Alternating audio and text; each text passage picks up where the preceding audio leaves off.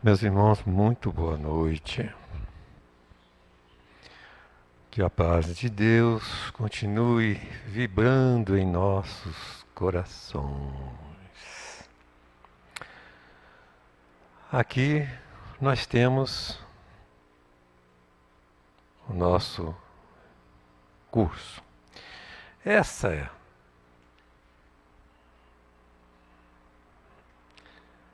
questão aí, eu vou ter um prazer imenso em respondê-la, encerrando o curso. Até lá, cada um de nós vai dando sua opinião, conversando uns com os outros. Bom, aí estão as obras básicas deste estudo, tem outras, e o direcionamento, a intenção inicial desse nosso encontro. Hoje, nós vamos abordar o título do nosso estudo de hoje, é Rustem. Na vez passada foi a apresentação do estudo. Hoje é Rustem. Na próxima será Kardec. Não percam. Vai ser muito boa, meus irmãos, muito boa, eu espero.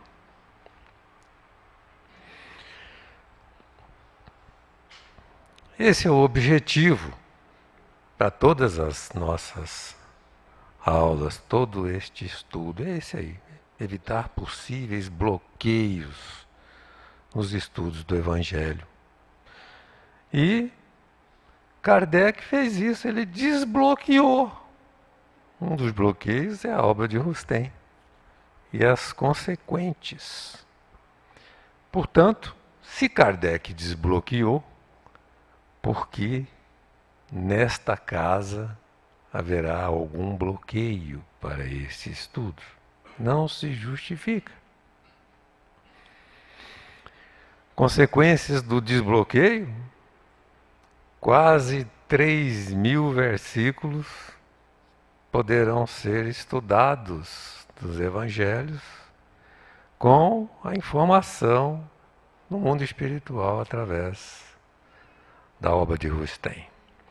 Uma coisa, nós jamais estamos pretendendo substituir a obra de Kardec, o Evangelho segundo o Espiritismo, pelo Evangelho de Rustem.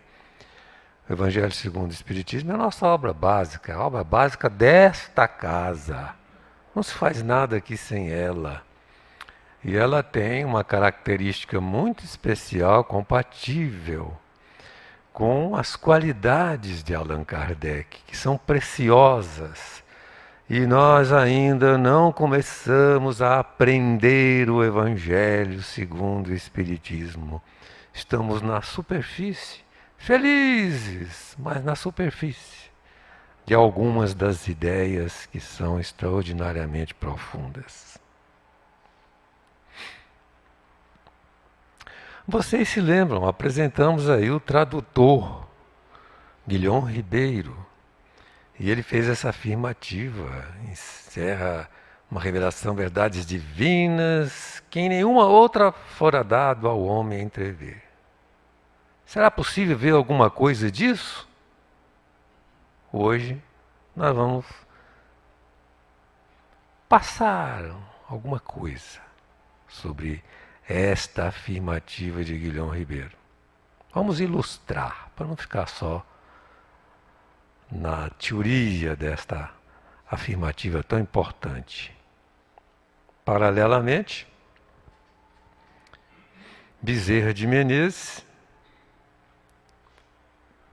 fez estas afirmativas, depois de dizer das 1000 faces da verdade, que Rustem apresentava uma delas. Vocês lembram? Ele fez esta afirmativa e nós mostramos também. Em muitos pontos vai além de Kardec, porque é inspirado como este, mas teve por missão dizer o que esse não podia. É razão do atraso da humanidade. Vamos ver também hoje algum vislumbre materializado desta ideia, para a gente não ficar só na teoria.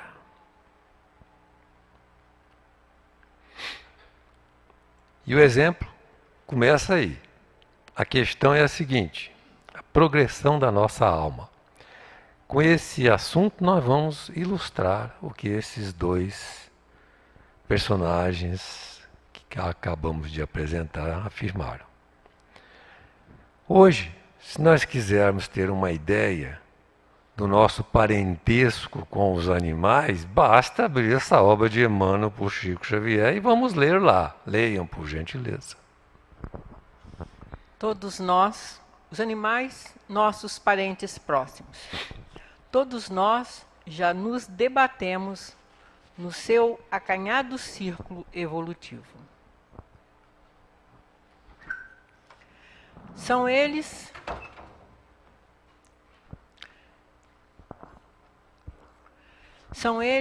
os nossos parentes próximos, apesar da teimosia de quantos persistem em não o reconhecer. Ele chama de teimoso. Quem já não aceita isso? Mas interessante, olhem bem como esse tema foi pesquisado e chegou aos pouquinhos para nós. Vejam lá. Esse aí é uma tradução do lançamento do Livro dos Espíritos com 501 questões em 1857. Então,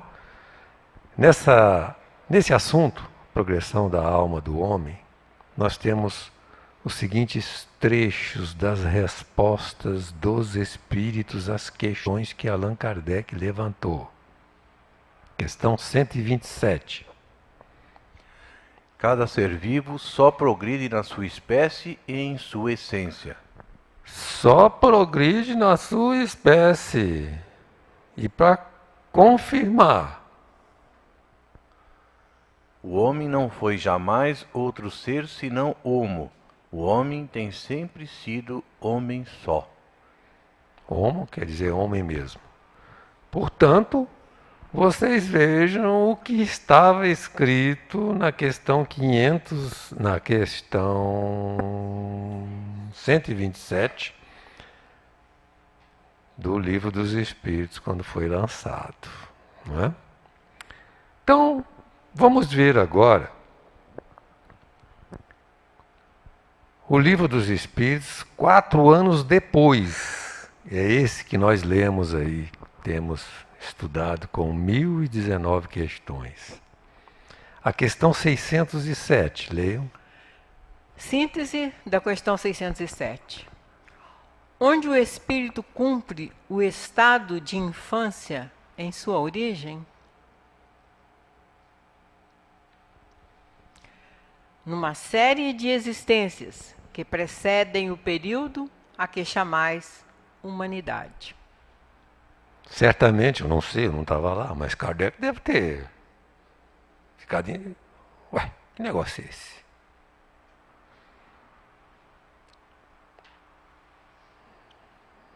Então ele fez uma pergunta para esclarecer. Os espíritos que disseram. Não está falando não, meu irmão. Os espíritos. Tá não. Leia aí, Dissé, por favor. Os espíritos que disseram que o homem é um ser à parte na ordem da criação, enganaram-se. Enganaram-se? Enganaram-se? Perguntou Questiona. Allan Kardec para os espíritos. Uai, aquela coisa lá da primeira edição, 4 anos atrás, disse que não só evoluía na sua espécie. Que negócio é esse? Evolui. Não é? Que negócio é esse? Olha a resposta que os espíritos deram para Kardec. Não se enganaram, não. Não. Quer dizer, Mas... não era um engano, não. Deixa eu comentar essa. Pois não. Mas a questão não foi desenvolvida. E, aliás, há coisas que não podem chegar senão em seu tempo. Quer dizer, os espíritos dão os esclarecimentos, dão as informações conforme a necessidade humana e conforme a maturidade para receber as informações. Eles Não foi um erro, não, disseram os espíritos. Não houve engano, não. Mas, evidentemente, nós podemos dizer, não é a verdade do fato, conforme nós aprendemos com o próprio Kardec no Livro dos Espíritos, depois, 4 anos depois. Só para conferir como houve esse tal amadurecimento. A Origem das Espécies foi lançada em 1859. 2 anos, 1 ano e meio depois do lançamento da primeira edição do Livro dos Espíritos. Então, o amadurecimento veio para poder tocar nesse assunto, porque a igreja dominava a mente humana. E esse Origem das Espécies teve uma repercussão muito grande e preparou de uma certa forma para que em 1861 Kardec pudesse lançar a completa resposta dos espíritos. Olha, é assim que Kardec pesquisava. Nós vimos isto na apresentação. E isto aí, meus irmãos, representa um método de Descartes, um gênio da humanidade. Então, filtrava as evidências, a análise, a síntese e a divulgação. A ciência espírita era uma coisa séria. E Allan Kardec estabeleceu as suas bases e seguia esta rotina com muita atenção e dedicação em todos os assuntos. Ele não brincava, era sério, extremamente sério na sua pesquisa. Portanto, nós vamos ver agora a progressão da alma do homem.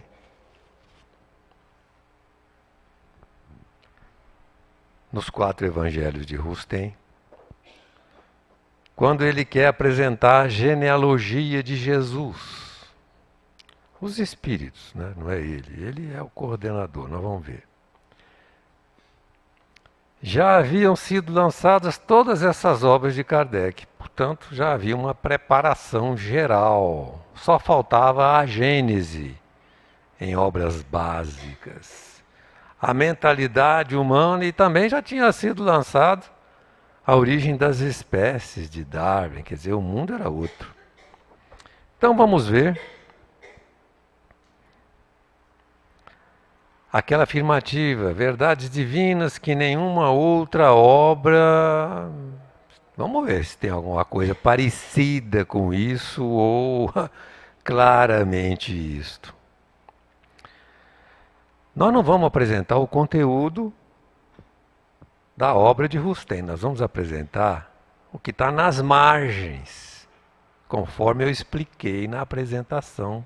O trabalho de Guilhom Ribeiro, para facilitar as entradas nos assuntos, porque eu não posso entrar nos assuntos, porque senão nós tínhamos que parar o curso e ficar 1 ano estudando a obra de Rustem, porque é muito grande, complexa e muito extenso o desenvolvimento dos assuntos.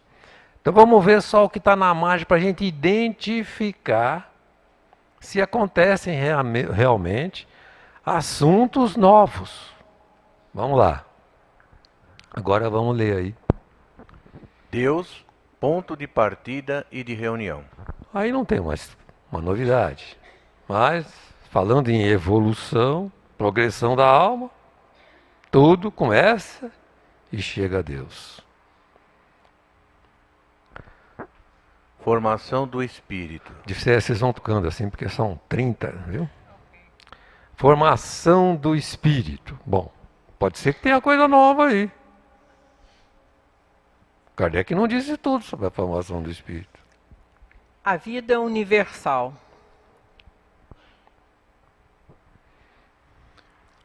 Princípio inteligente, seu desenvolvimento. Kardec falou muita coisa sobre isso, mas pode ser que tenha novidades. A essência espiritual no reino mineral. Tem alguma coisa desenvolvida aí, coisa nova. Morte do mineral. Ah, isso aí é novidade. Morte no mineral? A essência espiritual no mineral. Conforme o tamanho do desenvolvimento, pode ter muita coisa interessante e nova aí. A essência espiritual no reino vegetal. Idem. A essência espiritual na morte do vegetal. Oh. A gente sempre fala quando alguém pergunta, né, que nós não sabemos nada a respeito da evolução da alma humana antes. Mas parece que tem alguma coisa na obra de Rustem. Olha, eu estou lendo só as anotações de margem feitas por Guilhom Ribeiro. A essência espiritual no reino animal. Kardec falou alguma coisa sobre isso também. A essência espiritual nas espécies intermediárias. Aquelas que intermediam para chegar no homem, para chegar nos animais, entre a planta e os animais, etc. Entre os animais e o homem. Preparação para o estado espiritual consciente. Preparação, isso aí é uma área em que Kardec começou, ele afirma isso lá no Livro dos Espíritos, onde começa o espírito humano. E aí ele detalhou. Estado de infância, de ignorância e de inocência.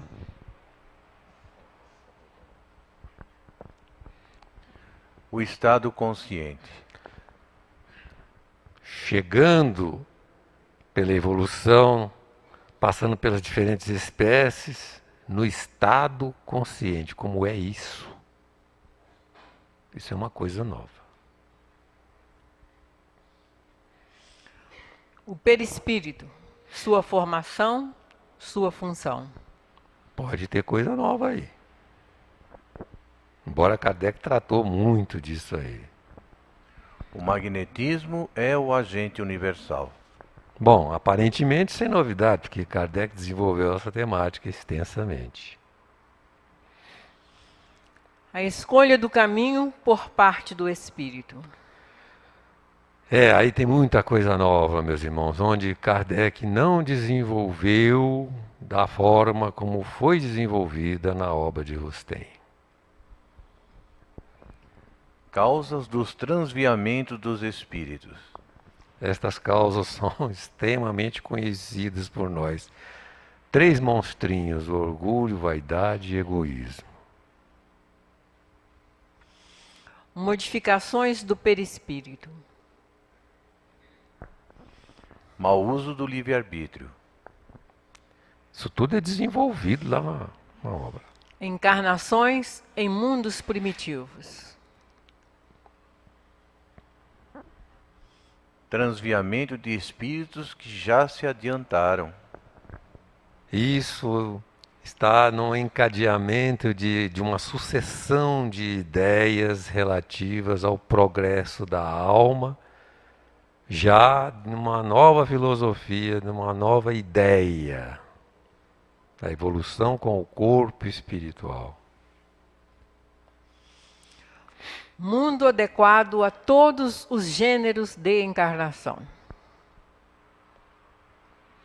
Percurso que fazem os que não faliram. Vamos ver um exemplo bom, bem interessante. O progresso de Jesus. Então, para falar no progresso de Jesus, uma sequência de assuntos foi desenvolvido, e aí ele então aborda a questão do progresso de Jesus. Muito bem. Vamos entrar no tema propriamente dito? Estão dispostos? Então vamos começar.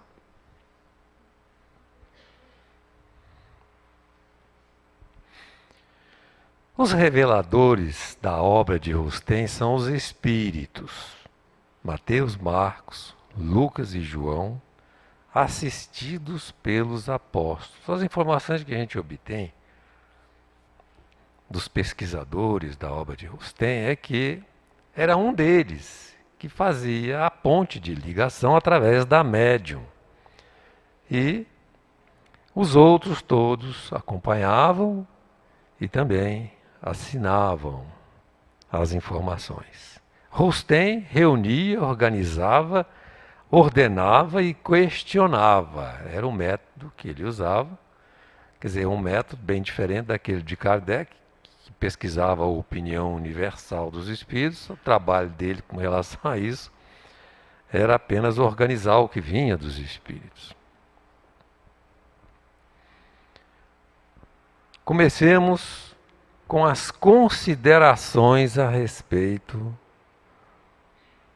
do corpo fluídico de Jesus. Vamos tirar aqui, acolá, conforme a ordem que interessa a este estudo. Não é a ordem do livro, para facilitar a síntese de ideias conforme meu critério pessoal, tá certo? Então vamos lá. Concepção de Jesus. Não se deve rejeitar a declaração feita pelo anjo Gabriel, enviado por Deus a Maria e a José. Qual foi a declaração que Gabriel fez para eles? Isso está na introdução, isso o próprio Rustem escrevendo, na página 95. Maria disse: eu não conheço o homem, como é que eu vou gerar um filho? E José foi esclarecido em sonho que o que estava acontecendo com Maria não era produto da ação de homem, ação humana, mas um produto de algo que vinha do mundo espiritual, em outras palavras. Não se pode rejeitar isso, afirma Rustem. Aliás, para compreender bem essa ideia, nós vamos acompanhar Jesus, depois do Calvário, encontra-se com 2 discípulos na estrada de Emaús. Um deles é Cleófas e o outro, alguns dizem que era Matias. Se era Matias, era Bezerra de Menezes, porque ele foi Matias, o 13º apóstolo, mas isso não está absolutamente possível de ser confirmado. Então, olha só a conversa de Jesus com eles, em Lucas 24. De que ides falando? Por que estáis tristes? Então, eles disseram a Jesus, contaram toda a história, você não sabe. Eles não reconheceram Jesus. E contaram para ele tudo o que aconteceu em Jerusalém na morte de Jesus. Após ouvi-los, exclamou Jesus. Leia aí, por favor. Ó estultos, e de corações tardos em crer tudo o que os profetas anunciaram. Estulto é sem inteligência. Corações tardos é corações preguiçosos, conforme o dicionário. Então, isso pode servir até para nós mesmos, né? Ó, estultos e corações tardos em crer em tudo que os profetas anunciaram.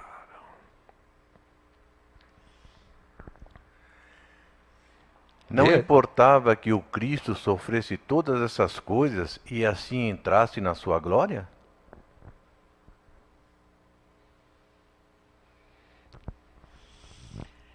E a começar por Moisés, referiu-se a todos os profetas, explicando-lhes o que deles se achava dito em todas as Escrituras.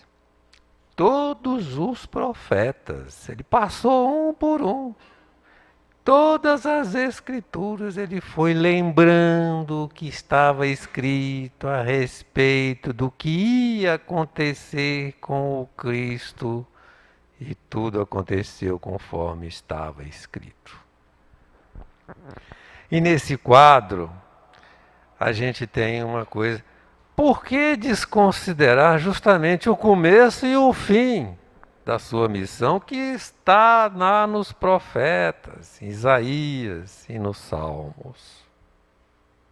Por que desconsiderar exatamente esses dois acontecimentos que abrem e encerram a sua vinda na terra? É sobre esse quadro que Jesus falou para aqueles dois na estrada de Emaús, no final do encontro na estrada de Emaús, e que disse para eles: ó, sem inteligência, tardos do coração, por que vocês não prestaram atenção nas coisas que foram já anunciadas, estão tristes e tal? Não era necessário que acontecesse tudo aquilo para a glória, para que ele entrasse na glória. E aí se mostrou, e eles o reconheceram, e aí ele sumiu outra vez na frente deles e tal. Qual o seu saber, o saber do Cristo? Então, está lá na obra de Rustem, na página 165. Eu fiz o resumo. Leia, por favor. Conhece na imensidade todos os fluidos e suas propriedades, suas combinações, seus efeitos, suas transformações, modos de empregá-los, os segredos da vida, a harmonia universal em todos os mundos. Então, ele, evidentemente, sabe tudo isto. Isso não é até uma novidade para nós já temos visto. Mas quando foi escrito por Rustem, era um certo impacto para reflexões das criaturas. Agora vamos continuar com considerações bíblicas. O corpo do Cristo foi formado pelo próprio Deus, sem pai, sem mãe, sem genealogia. Isso é uma referência, inclusive, a uma afirmativa de Paulo na Epístola aos Hebreus, citando a Gênese. Melquisedeque era um sacerdote a quem Abraão entregava seus tributos, mostrando que era um espírito nobre, e ele era sem pai, sem mãe, sem genealogia, citado na Bíblia, e Paulo de Tarso citou para explicar a natureza de Jesus. Depois eu vou, na próxima reunião, que é Kardec, dizer o que Kardec pensa sobre esse texto. Mas Deus jamais derroga as leis da natureza que Ele próprio formulou. Então, tudo bem, Ele é sem pai, sem mãe, sem genealogia, mas não tem nada derrogando leis da natureza nisso, não. É da lei da natureza. É possível na Terra a produção de efeitos semelhantes aos que são próprios dos planetas superiores, afirmaram os espíritos. Está aí na página 164. É possível. Leia, por favor. Considerações evolutivas. O corpo que Jesus revestiu na Terra não foi fruto da concepção humana. Formou-se sem o concurso dos dois sexos. Compreender de acordo com as leis da natureza que regem os mundos superiores. Nós não temos nenhuma informação a respeito das leis da natureza que regem os mundos superiores no que se diz respeito à reprodução. Então, é preciso que haja alguma informação a respeito disso. Mas a sugestão é muito boa. Essas afirmativas, que não foi fruto da relação humana, material, orgânica, ela é, para nós, uma espécie de limite. Nós temos que ultrapassar esse limite, procurando a compreender o que acontece nos mundos superiores. Considerações volitivas. Volitivas é vontade, relativas à vontade. Como é a reprodução nos mundos superiores? É a vontade que a provoca, operando sobre a ação magnética a reunião dos fluidos adequados. É a vontade, no mundo superior, que provoca isso. Muito bem, vamos ver se tem mais alguma coisa. No magnetismo está o segredo da vida universal. Muito bem. Isso aí não é uma novidade a respeito do magnetismo. Kardec tratou disso com uma profundidade suficiente para nos esclarecer, etc. Mas vamos ainda a respeito da vontade do caminho da reprodução nos mundos superiores. É assim. O espírito surge por encarnação fluídica, por si mesmo, executa essa incorporação com auxílio da vontade dos pais e dos fluidos que, associando-se-lhe ao perispírito, são por este assimilados.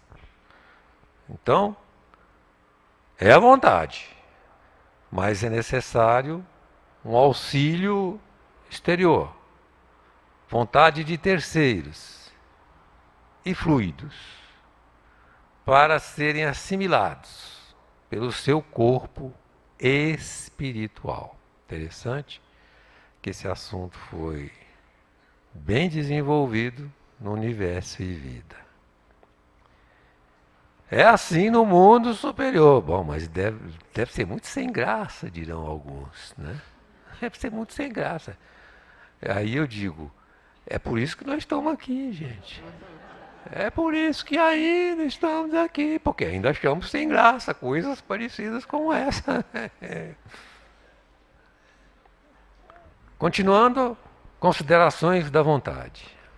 Jesus, pela ação de sua vontade, constituiu ele próprio o perispírito tangível e quase material, que se tornou um corpo relativamente semelhante ao vosso. Ele próprio. Vamos ver se tem mais alguma informação sobre isso. Maria atraiu os fluidos necessários. Então, houve um casamento fluídico, vibratório, e eu diria emocional, entre Maria e Jesus, para possibilitar esta formação tangível e quase material, formando um corpo semelhante ao nosso. Ainda considerações da vontade. A vontade poderosa de Jesus muito humanizou o seu perispírito, que o tornava apto à longa tangibilidade que cessava ao seu arbítrio. Algumas passagens do Evangelho mostram essa cessação da tangibilidade quando ele desaparecia, etc. etc. Agora, considerações evolutivas. O corpo de Jesus era mais material do que o corpo perispirítico do espírito superior, espécime precoce do homem do futuro. Então, o corpo de Jesus é uma espécime precoce do homem do futuro. Isso aí deu margem às explicações da tese do Filho do Homem, o homem do futuro, conforme explica o Espírito Áureo na sua obra Universo e Vida. Maior era a diferença entre esse corpo e os vossos corpos de lama. Então, o corpo que Jesus utilizou aqui era um corpo ainda mais material, vamos dizer assim, do que o dos espíritos que habitam mundos superiores, mas era muito diferente ainda, maior era a diferença entre o nosso corpo e o dele. Quer dizer, o nosso corpo é muito mais material em termos de comparação de substâncias. E aí, Rustem afirma no prefácio, fica explicável. Deixo a vida para retomá-la, ninguém me tira. Sou eu que a deixo por mim mesmo. Tenho o poder de deixar a vida e tenho o poder de a retomar, conforme João 10, 17 e 18.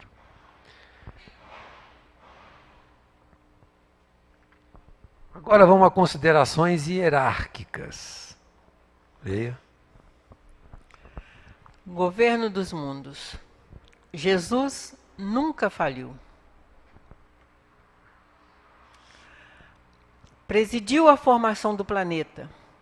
De pureza perfeita, é o protetor e o governador da Terra.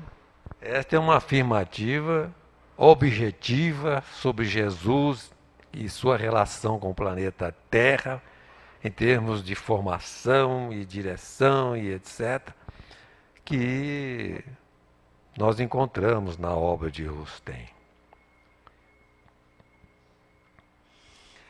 Governam os mundos só espíritos que nunca faliram. Essa afirmativa é muito interessante. Muita gente entre nós fica dizendo, nosso irmãozinho Jesus, é porque ele é mais velho que nós. Então um dia a gente chega lá. Rosemary, que é uma das nossas instrutoras sobre esse assunto, vive assim numa intimidade com Jesus, que um dia eu resolvi dizer para ela, você já pensou que o progresso é infinito? E enquanto a gente está progredindo, ele também vai dar um salto que a gente jamais vai alcançá-lo. Ela falava dele como se a gente um dia fosse ser um tipo de Jesus. Alguns espíritos usam essas teses. Vejam bem, só espíritos que nunca faliram. Viu, Rosemary? Ela disse, ela está na França, não sei aonde. Ela está na França. Ela disse que ia assistir a reunião, mas eu não acredito. O Edilson assistiu, de Paris, não foi, Edilson? Beleza. Mas ela eu não acredito, não. Ela deve estar dormindo, uma hora dessa lá. Ih, está dormindo. Ela não tem a sua resistência, não, Edilson.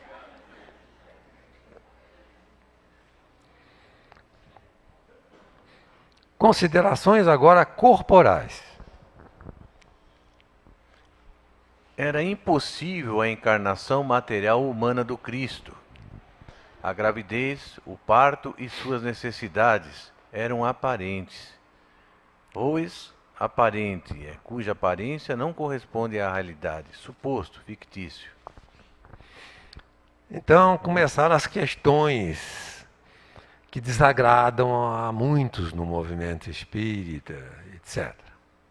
Mas está aí, a afirmativa é clara e eu não vou ficar querendo explicar aquilo que está claro e vamos aceitando ou não, conforme nossa percepção pessoal, né? Impossível encarnar assim como nós. Gravidez, parto, eram aparentes. Considerações sociais. Maria e os homens necessitavam crer na gravidez e no parto, que foram fluídicos e aparentes, obra do Espírito Santo. Essas afirmativas são consequências da anterior. É o caminhar das ideias. Bem, a questão toda é essa, esse negócio do Espírito Santo. É preciso ter uma informação clara sobre esse negócio do Espírito Santo resolver todos esses problemas. Então vamos ver como está na obra dos 4 evangelhos que foram trazidos por Marcos, Lucas, João e Mateus, assinados por eles. O que é o Espírito Santo? Espírito Santo é o conjunto de espíritos puros. Puros. Jesus é um deles, hein? Espíritos superiores. Podem não ser puros, mas são infinitamente mais adiantados do que nós. Bons espíritos. Vejam bem, botou tudo que é classificação de espíritos bem acima da nossa faixa de realidades humanas. Eles promovem a realização da vida e da harmonia no universo, sob inspiração e vontade de Deus. Jesus mesmo falou algumas vezes, nos impressionando, né? Eu e o Pai somos um. Ainda diz, o que eu faço, vocês também podem fazer. Ele só não disse quantos milhões de anos a gente ia precisar para poder fazer aquilo.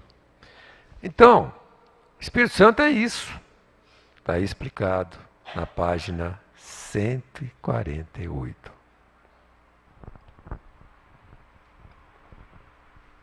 Vamos?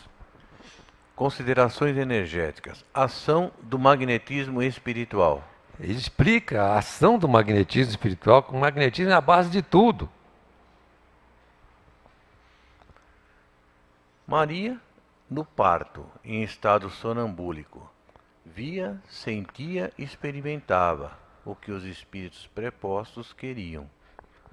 Conheça esse livro aí de Michelis, que a Erli recomenda tanto nos nossos cursos. Aí tem um leque das possibilidades do magnetismo. Mas vamos ver alguma explicação sobre, objetivamente, sobre essa questão de Maria, vendo, sentindo, experimentando que os espíritos prepostos, que espíritos prepostos são aqueles que nós acabamos de ver lá atrás. Espírito Santo, aquele conjunto de força espiritual, da sociedade do mundo espiritual, que estava no processo da materialização do Cristo na Terra. Dê aí, por favor. Se o magnetizador humano pode impressionar o paciente com uma ficção como se fora uma realidade, fazê-lo passar por um sofrimento e livrá-lo dele, etc., os espíritos podem, com maior discernimento e mais ciência, produzir os resultados que desejem alcançar. Os espíritos, especialmente, que nós estamos falando deles. Aquele conjunto de espíritos cognominados de Espírito Santo. Não é? Espírito superior, espíritos puros, etc. Podem fazer tudo isso e muito mais. Então, a questão de Maria no parto, ter a impressão da gravidez, e etc., para eles é possível, sim, afirmaram os espíritos.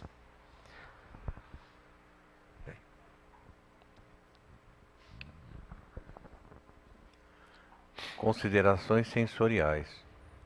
O Cristo estava isento das sensações materiais e físicas. Não experimentava o sofrimento físico. Tem uma bola vermelha e verde. Essa é uma das questões que Kardec discutiu, escreveu sobre elas, contestou, etc. A questão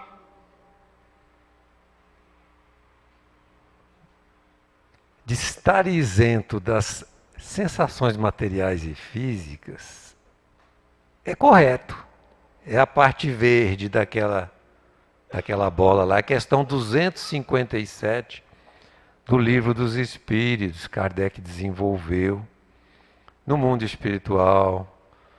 Os espíritos, com seu corpo fluídico, não têm mais a sensação de dor como nós temos aqui no nosso planeta. Então, quando Rustem coloca a síntese destas ideias, porque ele era o coordenador das ideias, não podemos saber se isso foi escrito exatamente assim, ou se ele deduziu como Kardec fazia quando ele estava filosofando, apreciando os conteúdos, fazendo síntese, tirando conclusões, aceitando ou não com a razão. Nós não sabemos como foi, mas ele escreveu isso. O Cristo estava isento das sensações materiais e físicas. É correto.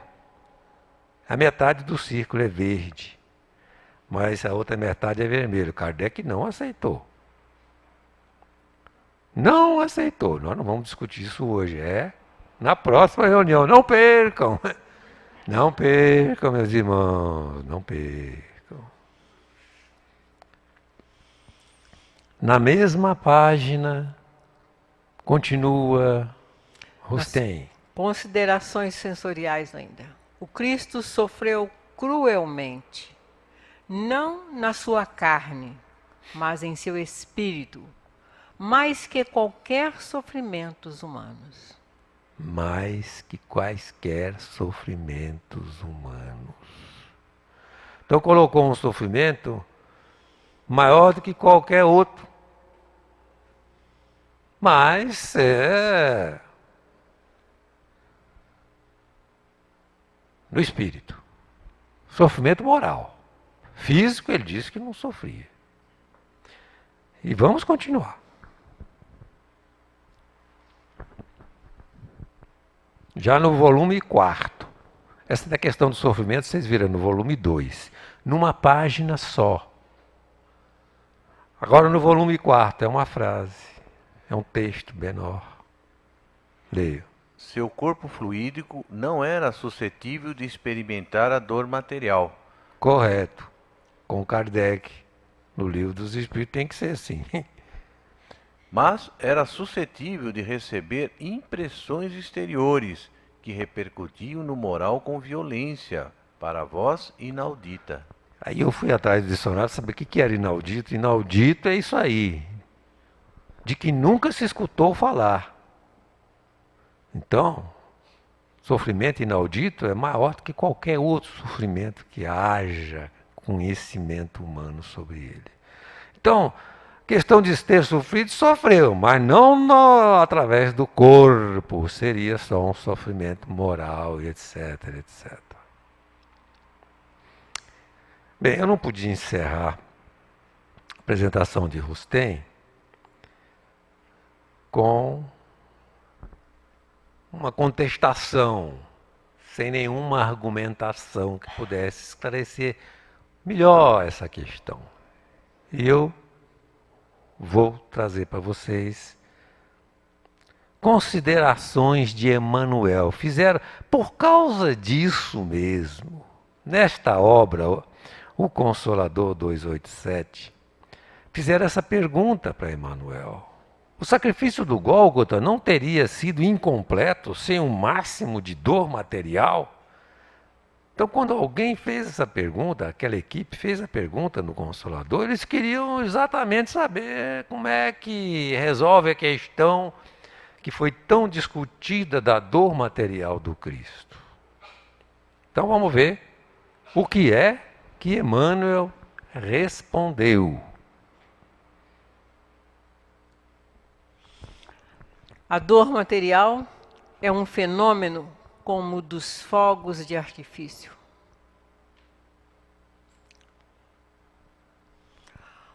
Homens do mundo que morreram por uma ideia, muitas vezes não chegaram a experimentar a dor física.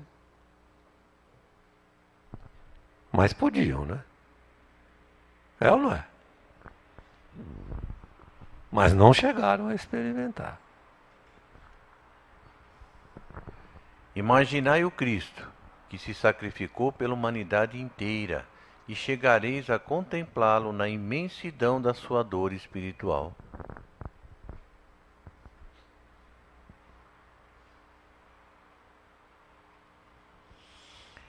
De modo algum poderíamos fazer um estudo psicológico de Jesus, estabelecendo dados comparativos entre o Senhor e o homem. Não dá para fazer comparações. É o máximo que ele falou. Mas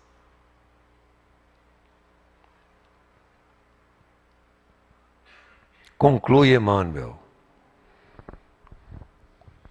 A dor material teria significação especial para que a obra cristã ficasse consagrada? Pronto. A tese da necessidade da dor material fica aí subjúdice quando a gente aprecia essa questão que o próprio Emmanuel levanta. É ou não é?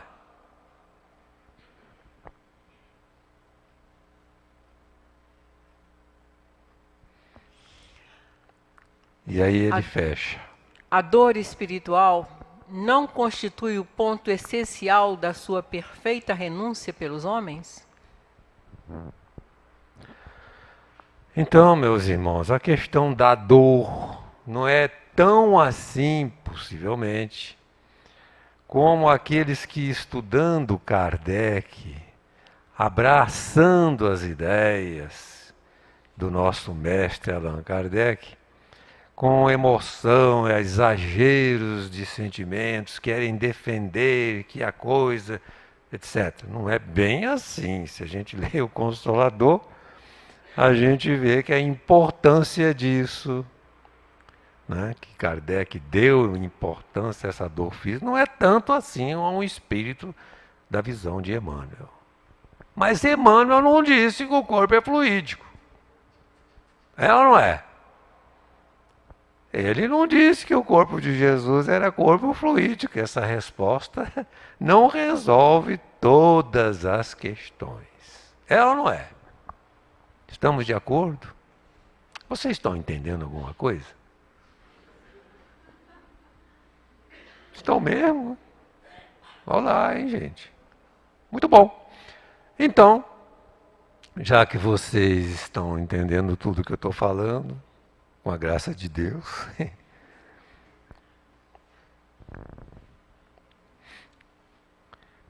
vamos ler essa sequência, porque é importante saber quais as consequências desse estudo sobre o corpo fluídico. Leia aí, por favor. O corpo fluido do Cristo, consequências. Mais estudos sobre Deus, o Cristo, a origem do Espírito, a evolução do Espírito, a queda do Espírito, o magnetismo, o perispírito, os fluidos, os ensinos morais, a dor e etc. Olha, eu não vou poder falar, por exemplo, na queda do Espírito, que é uma parte importantíssima da obra de Agostinho. Eu tenho que incentivar o estudo para vocês que quiserem, que aceitarem as ideias, fazerem essa pesquisa, esse estudo. É emocionante, emocionante, no volume primeiro.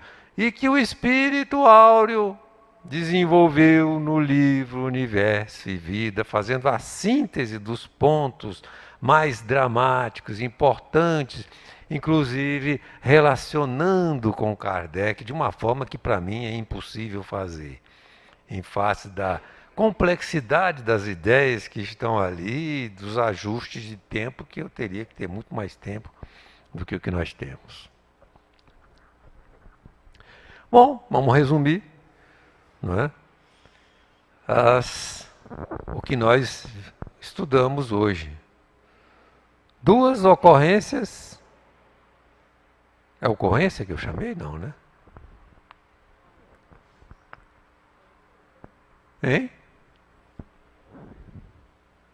Foi ocorrência? Bem, 5 bíblicas, 2 evolutivas, 4 volitivas, relativa à vontade, 2 sociais, que falaram do Espírito Santo, uma delas, e outra do problema dos homens, que precisavam receber a ideia de uma criatura que estava nascendo, porque senão confusão no mundo seria. Uma hierárquica para Rose, muito especialmente, quando ela for ouvir essa conversa. Uma corporal, a impossibilidade dele vir como nós. Essa corporal vai ser desenvolvida também no universo e vida. 2 energéticas e 3 sensoriais que encerraram a nossa tese.